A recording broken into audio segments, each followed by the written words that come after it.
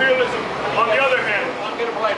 Noynoy Aquino's government has actually made its choice clear to support U.S. imperialism.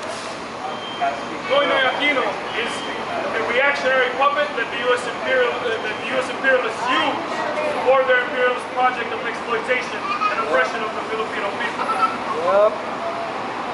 Today is June 12th, the day of supposed independence of the Philippines. It was on this day, and more than a century ago, the Philippines was established as the first republic in all of Asia. That victory was itself won through arduous struggle of revolutionaries against the colonial regime of Spain.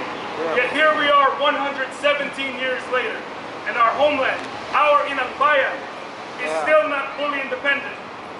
This is due to the continued aggressive and rotten domination of our country and our people by foreign monopoly capital, primarily in the form of U.S. imperialism and militarization. Funneled, of course, and supported by the reactionary regime, the local reactionaries, headed by Noynoy Aquino.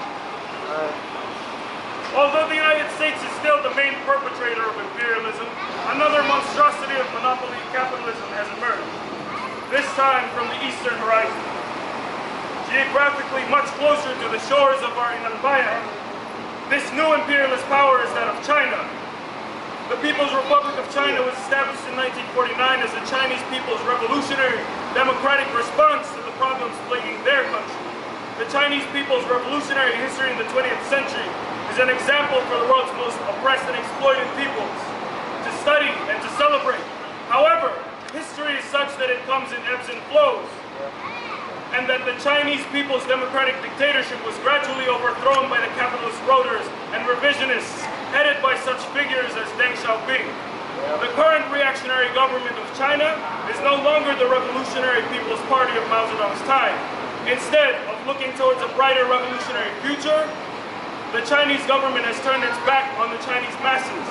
They've turned their back on revolutionary internationalism, and they've turned towards capitalist and imperialist expansion, thus threatening the sovereignty of our own beloved homeland. There are those in the Philippines, as well as kababayans here, who may imagine that the United States will stand in our AnakBayan's defense in the event that the Chinese government further encroaches upon